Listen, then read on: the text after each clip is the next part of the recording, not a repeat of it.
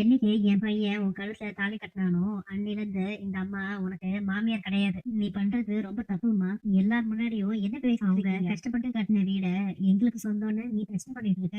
என்ன மன்னிச்சிடுங்கம்மா. இப்படிலாம் நடக்கும்னு நான் கொஞ்சம் கூட எதிர்பார்க்கல. உங்களுக்கு நல்லது பண்றேன்ற பேர்ல மறுபடியும் கஷ்டத்தையே கொடுத்துட்டு இருக்கேன். என்னால யாருக்குமே நிம்மதி இல்ல. என்னை சுத்தி இருக்கிறவங்க எல்லாரையுமே நான் கஷ்டப்படுத்திட்டு தான் இருக்கேன். இங்க பாரு கதிர், இது நமக்கு சொந்தமான வீடு. என்னைக்கா இருந்தாலும் நமக்கு சொந்தமாக போற வீடு இது. தினம் கஷ்டப்பட்டு ருக்மிணி அம்மாக்காக கட்டி கொடுத்த வீடு. நீயே மூச்சுக்கு 300 தடவை இது தனம் கட்டின வீடுன்னு தானே சொல்ற. உன் பொண்டாட்டி வீடு யாருக்கு சொந்தம்? நான் இத சும்மா விட மாட்டேமா. இது நான் உங்களுக்குன்னு செஞ்சது. உங்களுக்காக நான் கட்டி கொடுத்த வீடு. இதுல யாரு என்ன சொல்லி தடுக்க முடியும்? எப்படி மத்தவங்க இத தட்டி பறிக்க முடியும்? இது உங்க வீடுமா. அந்த அம்மா என்னடா சொன்னாங்க?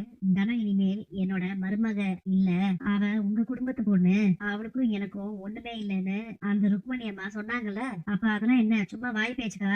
என் மருமக உழைப்புல கட்டின வீட்டுக்கு என் மருமகளை கூட்டிட்டு போய் அவளே பத்திரிக்கை வச்சிருக்கா. கடைசி நேரத்துல தான் என் கிட்ட வந்து ஒரு பத்திரிக்கை கொடுத்துட்டு போனா. அவ பேர்ல லோன் போட வச்சு அதுல ஒரு வீட்டை கட்டி முடிச்சு காலத்துக்கும் அந்த கடனை அவளை அடைக்க வைக்கணும்னு நினைக்கிறாங்கல்ல. அப்ப அந்த ருக்மணி எவ்வளவு உஷார்னு பாரு. இப்போ அந்த லோனை கட்டலனா கடன்காரன் வந்து யார கேட்பான்? புருஷன்னு கையெழுத்து போட்டிருக்கல, உன்னதான் கேட்பான். இது எல்லாமே என்னோட தப்பு தான் தானோ. என்னைக்கு உன்னை கல்யாணம் பண்ணி கொடுக்கணும்னு நினைச்சனோ அன்னைக்கு இதை பத்தி எல்லாம் நான் யோசிச்சிருக்கணும். நீயே எங்க வீட்டை விட்டு போனதுக்கு அப்புறம் உன் உழைப்புல சம்பாதிச்ச எதுலயும் எங்களுக்கு உரிமை இல்ல. நீதானமா வக்கீலுக்கு படிக்கிற, உனக்கு நாட்டு நடப்பெல்லாம் தெரியும்ல.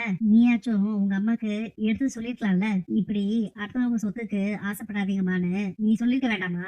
அண்ணி என்னாச்சு? ஏதாச்சும் பிரச்சனையா? நான் இந்த வீட்டோட ஓனர் அம்மா ருக்மணி இருக்காங்க, அவங்களோட தம்பி சம்சாரம். என்ன இவ்வளவு கேள்வி கேட்கறீங்களே, நீங்க யாரு? நான் தான் இந்த வீட்டோட உண்மையான சொந்தக்காரி. அன்னைக்கு என்னமோ என் வீட்டுக்கு வந்து என் சவால்ல நான் ஜெயிச்சிட்டேன் அப்படின்னு சொன்னீ ருக்மணி. இப்ப என்னாச்சு?